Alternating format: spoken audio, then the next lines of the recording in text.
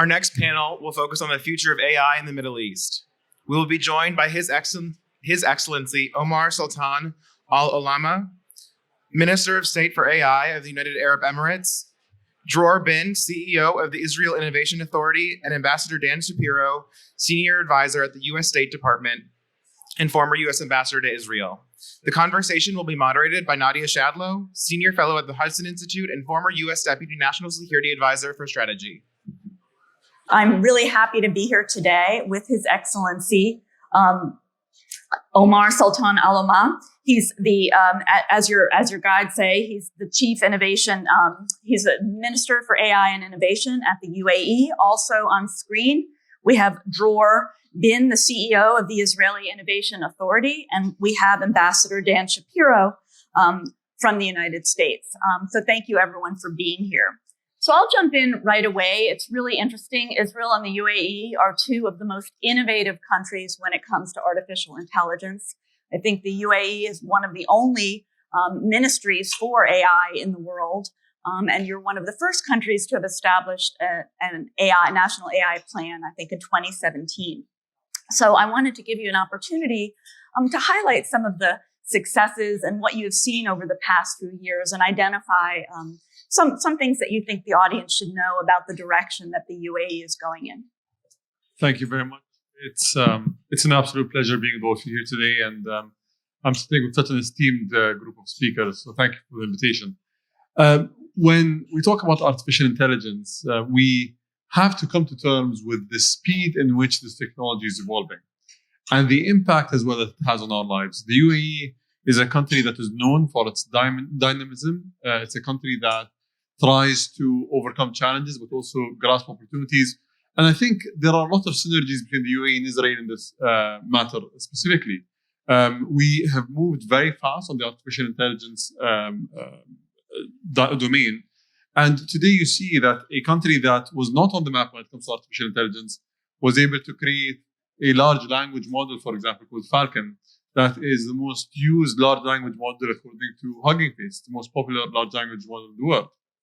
And how we were able to do that is by fostering partnerships, working with our allies, and also investing in infrastructure and in building the capabilities internally. What we, I think, find interesting is if we look at throughout history in the last few millennia, we see that there were government domains or government ministries created for certain technologies that had a big impact on our economies. So when our societies used to depend on wood, fire, and coal, there was not a single minister of energy in any country on earth. Today, we see that there needs to be a minister of energy because the production, the distribution of energy impacts the economy directly. And it's important for us to ensure that it continues to be present. Artificial intelligence will have the same impact. And that's why in the UAE, we believe that there needs to be someone who oversees the impact of AI, the deployment of AI across the government, and that we need to also regulate for the bad, but at the same time, accelerate the good. Thank you. And do you find that your other departments welcome the advice of the AI ministry? Are they eager to absorb the technology and the infrastructure? In all honesty, in the beginning, no. It was extremely tough because everyone thought of the Terminator scenario when I spoke to them about artificial intelligence.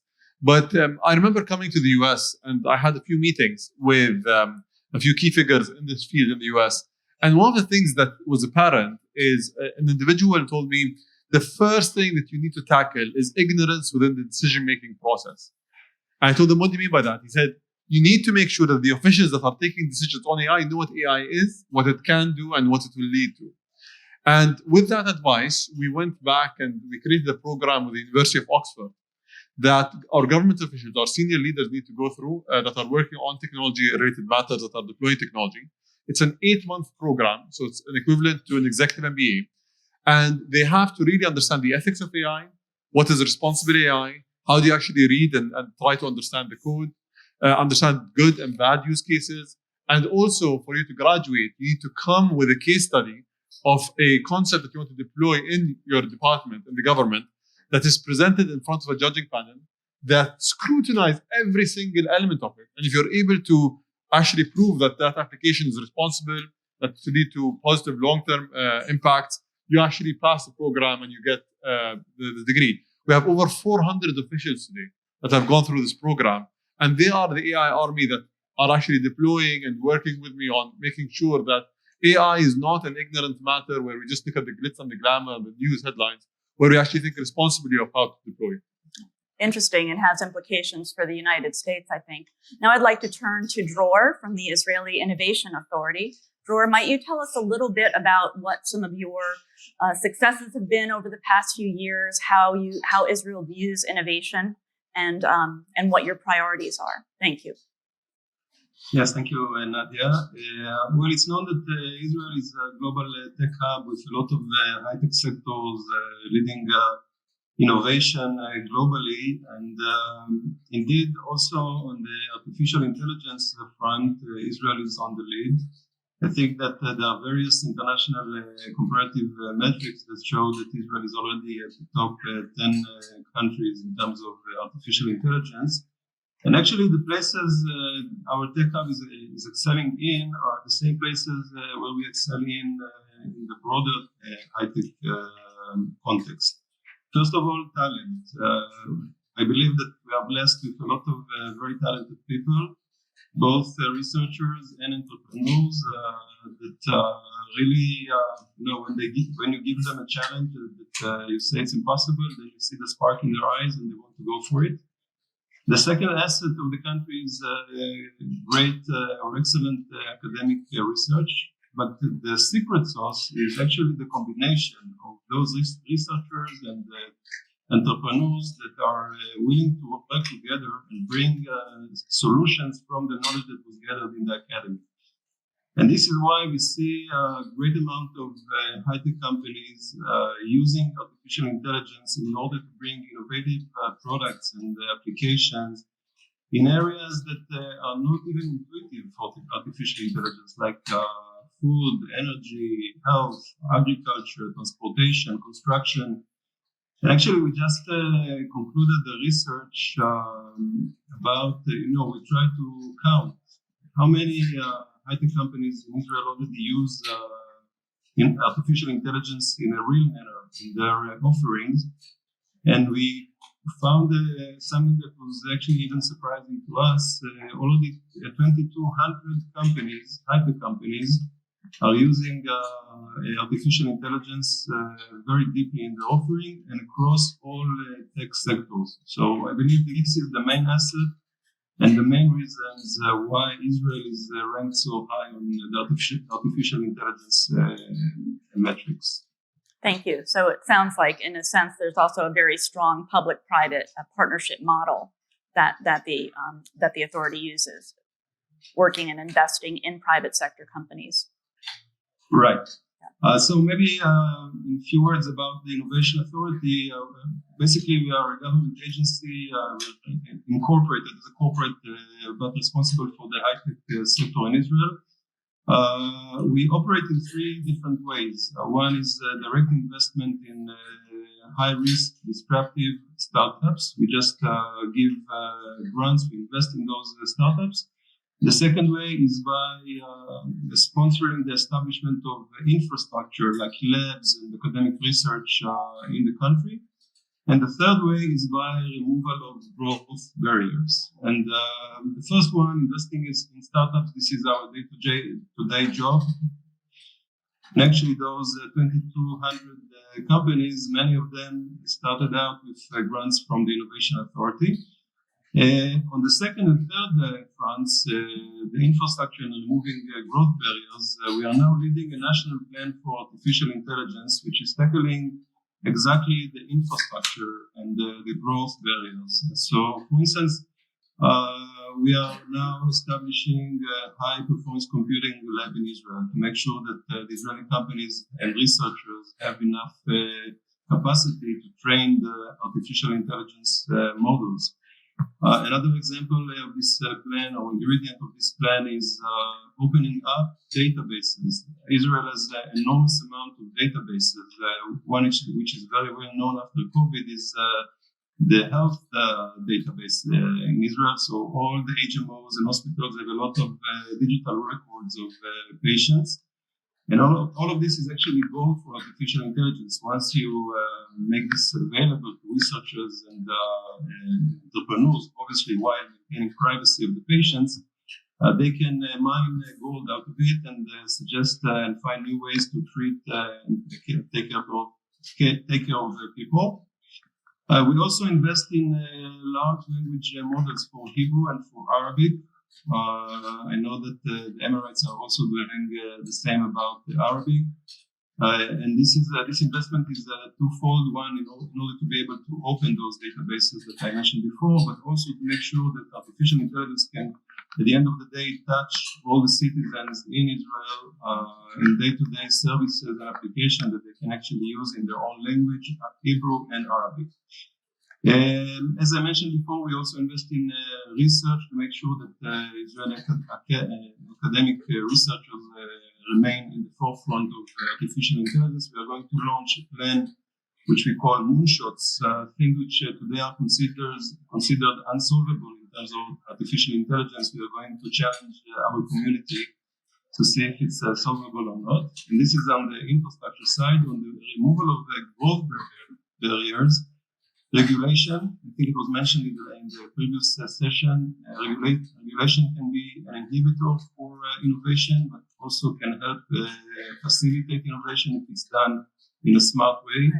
So we are working, first of all, locally on the regulation side, but also with our American partners and European partners to make sure that we can also, at least to some degree, influence the global regulation.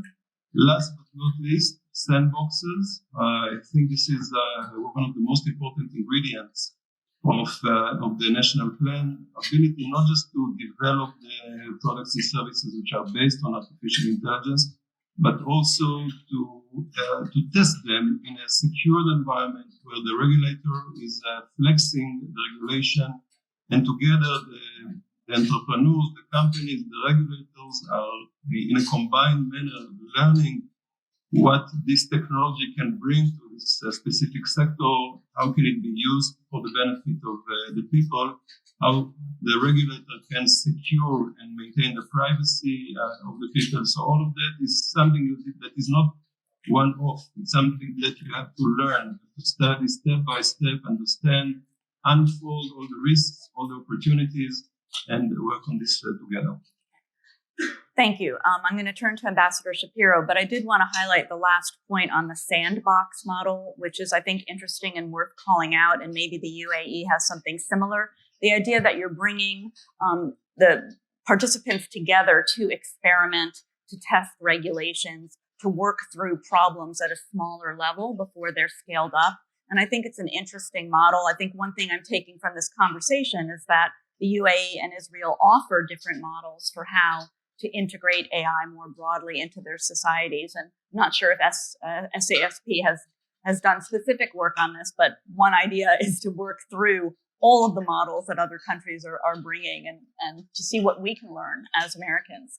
Ambassador Shapiro, I'd like to turn to you to talk a little bit about how the U.S. is thinking about tech cooperation, AI cooperation with Israel and the UAE, and the region more broadly, if you'd like.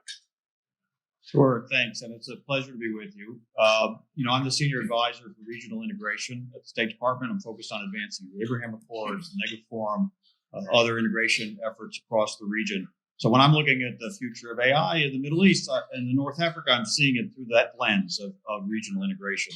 And if we're choosing to embrace regional integration, if the countries of the region are choosing to embrace that, opening these kinds of conduits between societies and economies around technology really is going to be one of the keys.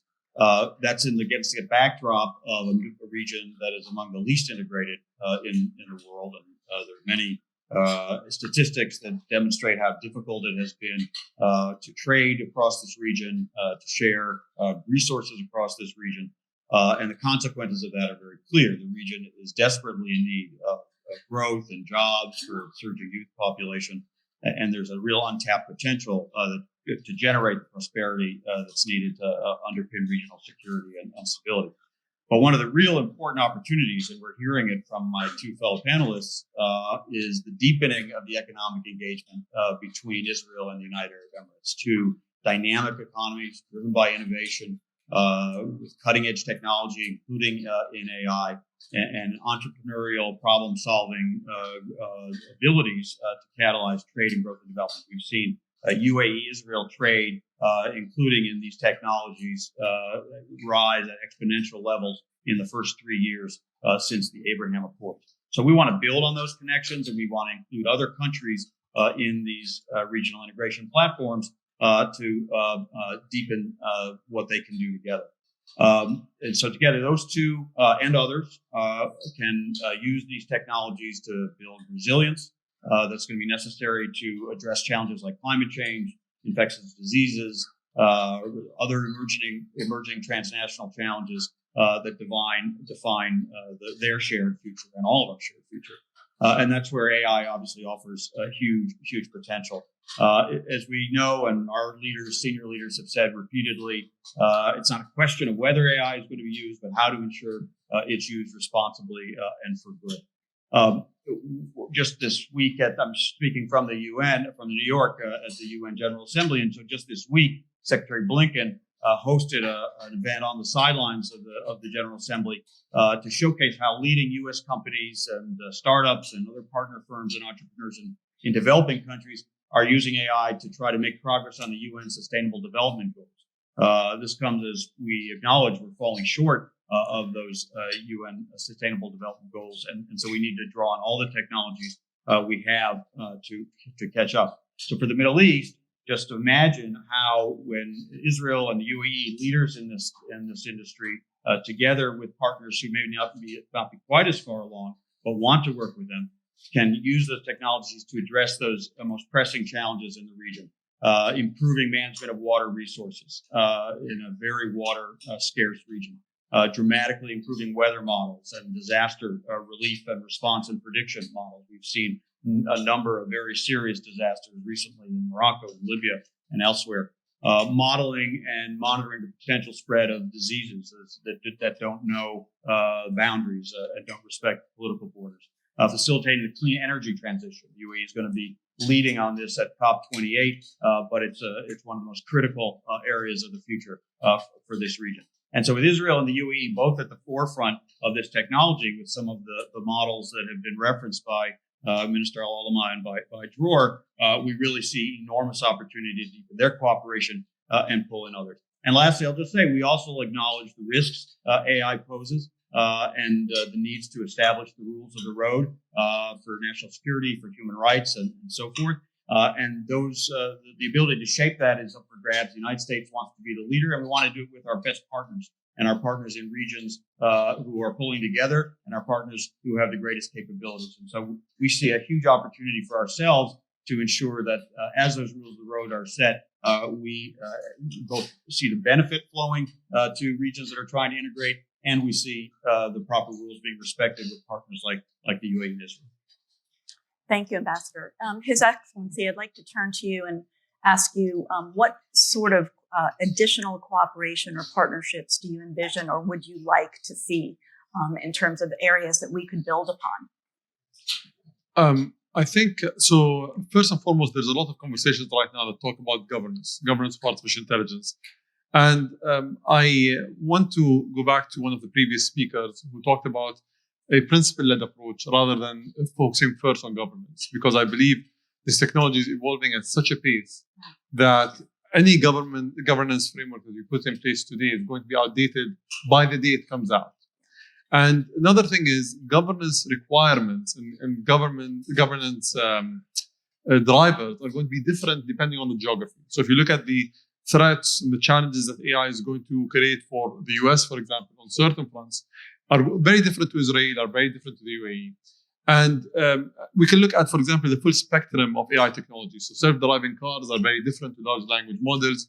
The number of people that are going to lose their jobs or going to be disrupted by the deployment of certain technologies in the US are very different to smaller countries like Israel and the UAE.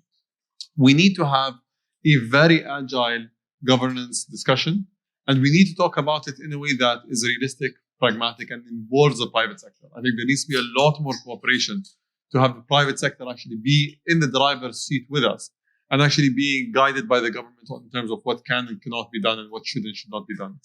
The second thing that needs to happen is I believe that there are certain inherent advantages that geographies have. So my fellow panelists here from Israel talked about the sandbox. So we have something in the UAE called the Reg Lab, which is a regulatory sandbox that any company in the world can use. And actually, it allows us to change the regulations for 6 months without having to go back to the cabinet to see the impact of deploying certain technologies in the UAE. So these models, if we collaborate more with the US, will be incredible case studies for us to actually export American technologies or Israeli technologies to the rest of the world by actually using the UAE as a testing ground. And I'm sure that Israel as well has a lot of different models there, and we've seen a lot of collaboration on that front as well. Finally, one advantage that the UAE has to offer is the diversity of the people in the UAE. So we have 200 nationalities in the UAE. The local population is 10%. So 90% of the population is so diverse that this is a truly global data set. So AI companies that deploy in the UAE are naturally global because of that incredible insight that they generate from all these people. And this actually allows for us to be the key partner for countries like Israel and countries like the US to ensure that their companies are first global and second are localized to any language, to any region in the world without having to have many offices around the world.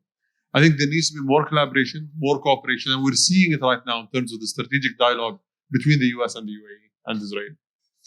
Well, thank you. I think that's a good way to end the panel. I realize it's a very short panel, but hopefully it piqued your interest in the subject, in looking at what other countries, especially the Middle East, are doing in the area of AI and innovation.